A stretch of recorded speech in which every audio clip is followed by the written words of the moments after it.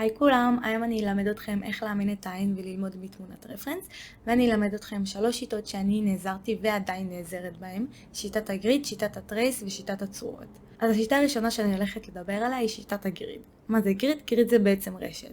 עכשיו איך זה בא לידי ביטוי בציור? אנחנו מציירים על התמונת רפרנס ריבועים בגדלים שווים, שממש נראים כמו רשת, ועל דף בנפרד את אותם ריבועים בגדלים שווים, ושם זה נותן לנו בעצם להתרכז במקום בצורה המלאה של הציור, בחלקים קטנים בתוך הריבועים. ואני אסביר. אז בתמונה הזאת יש לנו תמונת רפרנס מצד שמאל ואת הציור מצד ימין. על שני מסורטטים ריבועים שווים בשביל לשמור על דיוק. עכשיו מה שטוב בשיטה הזאת היא שבמקום שאנחנו נתרכז בצורה הגדולה הזאת וננסה להבין מה הולך פה ומה הולך פה ומה הולך פה, אז הריבועים עוזרים לנו להתמקד כל פעם בדבר קטן. זאת אומרת, אם אני אסתכל על הריבוע הזה, אני רואה רק את הקצה של האוזניים. ואז ככה אני יודעת שבציור הזה אני אצייר רק את הקצה של האוזניים. אז כל פעם זה נותן לנו להתמקד בדברים קטנים. עכשיו אני אתן לכם דוגמה שלי. אני בחרתי תמונת רפרנס משל עצמי שבה אני אראה לכם את כל השיטות לאורך כל הסרטון. אז דבר ראשון שאני עושה, אני פותחת קנבס בגודל של 5,000 פיקסלים על 3,500 פיקסלים. הסיבה שאני בוחרת קובץ כזה גדול מבחינת רוחב היא שאני אוכל לשים גם את התמונת רפרנס בצד שמאל ואוכל לצייר בצד ימין, ממש כמו בדוגמה שהראיתי לכם מקודם. אז עכשיו אני העליתי תמונה שבחרתי מפינטרסט, שאני אתייג את השם של הדוגמנית פה למטה, כי בכל זאת היא התמונת רפרנס שלנו. אז שמתי את התמונה בקצה השמאלי בשביל שיהיה לי מקום לצייר את הציור בצד ימין. עכשיו אני פותחת שכבה חדשה ושם אני אצייר את הגריד שלי. בחרתי צבע מאוד חזק כי אני אוהבת שהכל בולט לי. ודבר ראשון שאני עושה, אני מציירת מסגרת. למרות שהשלב הזה הוא לא חובה, הוא פשוט יותר נוח לי. אוקיי, אז אחרי שציירתי את המסגרת אני הולכת לצייר את הריבועים שלי. עכשיו, בגלל שאני מציירת דיגיטלי, אז אני לא משקיעה בריבועים ואני לא מודדת אותם ועושה אותם בגדלים שווים, מכיוון שיש לנו את האופציה לשכפל את השכבה וליצור בדיוק את אותם ריבועים שיצרנו בשכבה הזאת. אני יודעת שזה קצת מסובך, אבל אני אסביר הכל. אז אני מתחילה לעשות קווים ואני מתחילה לצייר אותם במקומות שאני רוצה שסמנו לי דברים. זאת אומרת, אני רוצה שיהיה קו אחד שיתחיל איפה שהאף שלה מסתיים, פה. ועכשיו אני רוצה שקו אחד יהיה איפה שהגבה שלה מתחילה. קו אחד איפה שהסנטר.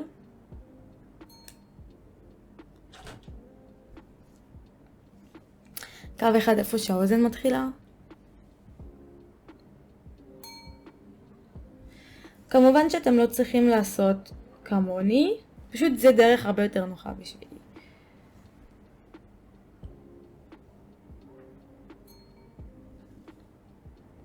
כמובן חשוב לדאוג שהקווים יהיו ישרים, אז פשוט בשביל לעשות את זה אתם מציירים קו, משאירים את העט על האייפד ואז לוחצים לחיצה וזה מאשר את הקו. אני רוצה קו אחד איפה שהאוזן מסתיימת. אני רוצה קו אחד איפה שהשיער מתחיל. אוקיי, אז אחרי שסיימתי את טבלת הגריד שלי, יש עוד כמה דברים קטנים שאני אוהבת לעשות שנורא עוזרים לי.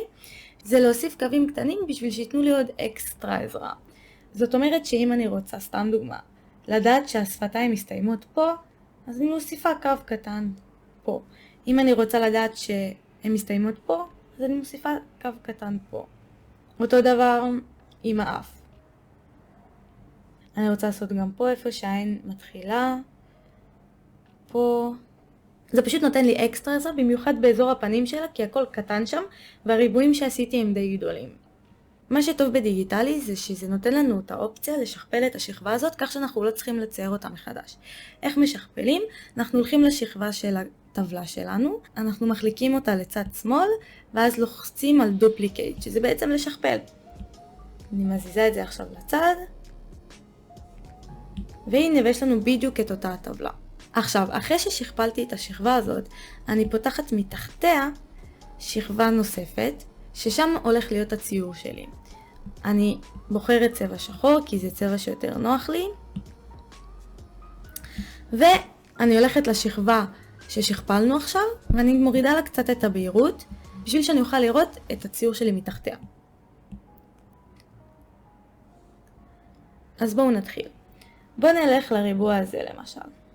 בריבוע הזה אנחנו רואים שהשיער שלה מתחיל מהקודקוד ומסתיים ממש די רחוק מהקודקוד. אני רואה שיש לי פה כמו איזה מין ריבוע כזה של הפרש. אז אני מציירת בדיוק אותו הדבר פה. אני מתחילה מהקודקוד, פה יש ריבוע הפרש, אז אני יודעת שהשיער שלה פה. ככה אני מתרכזת כל פעם בריבוע במשהו אחר. אוקיי, בריבוע הזה מהקודקוד, השיער שלה ממשיך עד לקודקוד השני בצורת כמו חצי עיגול כזה. אוקיי, וככה לפי הצורות, אני מנסה להסתכל על הצורות, פה נגיד יש מין משולש כזה, אוקיי? שזה בוא נגיד השיער, אבל הוא מוצלל טיפה, ומשם זה ממשיך גם לקודקוד של הריבוע הזה. וכן הלאה, ככה אני ממשיכה. כאן יש מין משולש כזה, שאני יודעת שפה מתחיל השיער, בריבוע אחריו זה יורד כמעט עד הקודקוד, גם יש פה ריבוע כזה, אותו דבר גם פה, עד לפה, יש ריבוע, הנה הריבוע אפילו פה יותר קטן. אוקיי, אז אני עכשיו אמשיך למלא את הציור. נגיד סתם דוגמה פה באוזן, אז יש מין עיגול כזה פה, ואז זה יוצר לנו כמו צורת משולש פה, ומשם יוצאת האוזן. תמיד תנסו לפשט את הציור כמו בצורות. פה האוזן יש מין ריבוע כזה, גם פה יש מין רווח. תסתכלו גם על הצורות הנגדיות, לאו דווקא על הצורה של האוזן עצמה, אפשר להסתכל גם על הצורה הנגדית. הכוונה בצורה נגדית זה לא רק להסתכל על השיער שפה, אלא להסתכל על הריבוע שנוצר פה, הרקע שיש פה, ואז ככה אני אוכל להעתיק את הצורה הזאת לפה, ולהבין שהשיער מתחיל מפה. ואז עוזר לי גם לתקן נגיד פה, שעשיתי את זה קצת יותר לרוחב. וגם פה יש הצורה הנגדית, היא כמו למעלה, רק אפילו יותר צרה.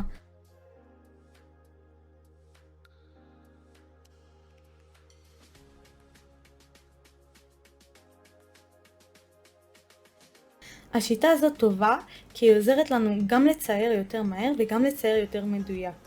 ועוזרת לנו להבין פרופורציות ממש טוב. זה גם ממש טוב לציורים ריאליסטיים.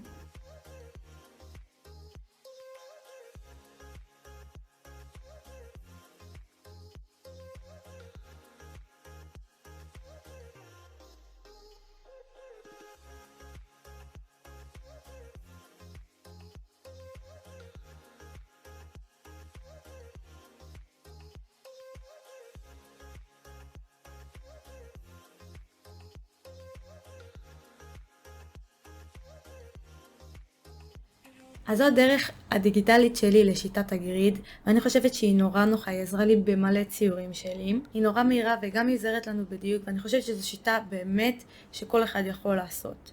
אז עכשיו נעבור לשיטה הבאה. השיטה הבאה שנדבר עליה היא שיטת הטרייס. אז מהי שיטת הטרייס? שיטת הטרייס זה במילה אחת להעתיק.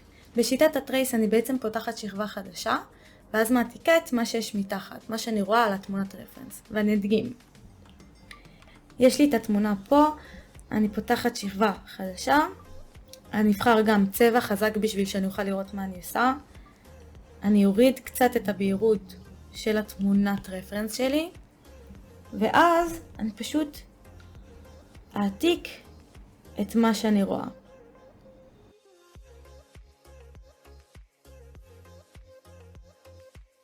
עכשיו יש לי כבר את הטרייס מוכן, כבר ציירתי אותו. זה הציור שלי אחרי שהשתמשתי בשיטת הטרייס. אז האם כדאי להשתמש בשיטה הזו מלכתחילה? כן ולא. לא בגלל שאת הציור הזה להעלות ככה זה לא חוקי. אלא אם כן אני מעלה אותו ככה בצירוף התמונה המקורית, אני מתייגת את הדוגמנית כמובן, ומציינת שזה היה לצורך למידה. כי זה לא שלי, אני העתקתי את זה. אז איך אפשר להשתמש בשיטת הטרייס בדרך הנכונה? בעזרת שיטת הצורות. זו שיטה שאני משתמשת בה עד עכשיו, זו שיטה שתמיד עוזרת לי. אז אנחנו מתחילים בדיוק אותו דבר, אנחנו מורידים את הבהירות של התמונת רפרנס שלנו. פותחים שכבה חדשה, ועכשיו אני מנסה לראות איזה צורות יש לי בתמונה הזאת.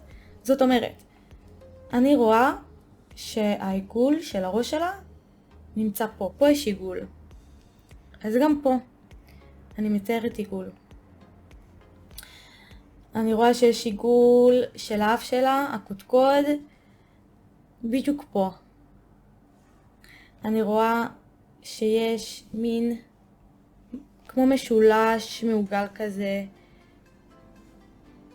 אז בעצם זה כן טרייס כי אני עוברת על התמונה עצמה ואני מציירת עליה, אבל זה לא טרייס כי אני מציירת את זה בעצמי אחר כך ומנסה באמת להבין את התמונה ומנסה באמת ללמוד.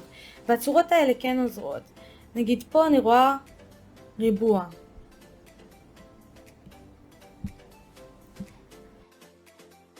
פה אני רואה כמו חצי עיגול. משולש. הצוואר, ריבוע.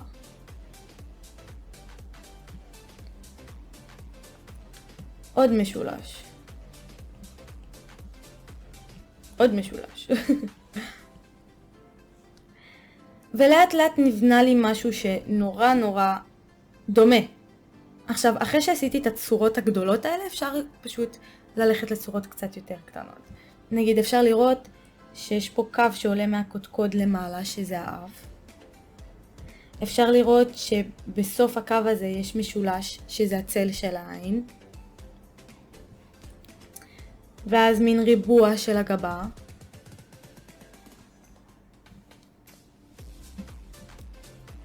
אני פשוט יוצרת צורות על התמונת רפרנס, ומשם מעתיקה את זה על הדף שלי. אני כבר סיימתי את הסרטוט הזה והוא יצא ככה. עכשיו אני אראה לכם מה ההבדל בין הסרטוט הזה לסרטוט הקודם. אז זה היה הסרטוט הראשון שלנו בשיטת הטרייס, שבו לא הבנתי כלום ולא למדתי כלום, וזה דרך לא נכונה בשביל אומנים. ובסרטוט השני אני באמת הצלחתי להבין איך הפנים שלה עובדות, איך הפנים שלה נראות, הצלחתי להבין את הצורות, וגם הצלחתי להביא את הסגנון שלי לידי ביטוי פה. ובסופו של דבר הציור הסופי נראה ככה. זה הציור הסופי ולשם הגעתי. גם הדמות דומה לתמונת רפרנס, אבל גם הצלחתי להביא את הסגנון שלי והצלחתי להנפיש את הדמות ולהביא את עצמי בציור. זו שיטה ממש טובה ואני משתמשת בה עד היום. אז אלה השיטות שלמדנו. שיטת הגריד, שיטת הטרייס ושיטת הצורות. אפשר להיעזר בה גם בשיטת הטרייס, אפשר להיעזר בה גם לבד. אז זה סוף הסרטון, ואם תרצו לראות עוד מדריכים, אל תשכחו לכתוב לי בתגובות, לעשות לי לייק ולהירשם אליי. כמובן שאני אשמח לראות עבודות שלכם משתמשים בשיטות האלה, אז אל תשכחו לתייג אותי אם זה באינסטגרם או בטיקטוק, זה השם משתמש שלי, ואני אצרף לינקים למטה. אז נתראה בסרטון הבא.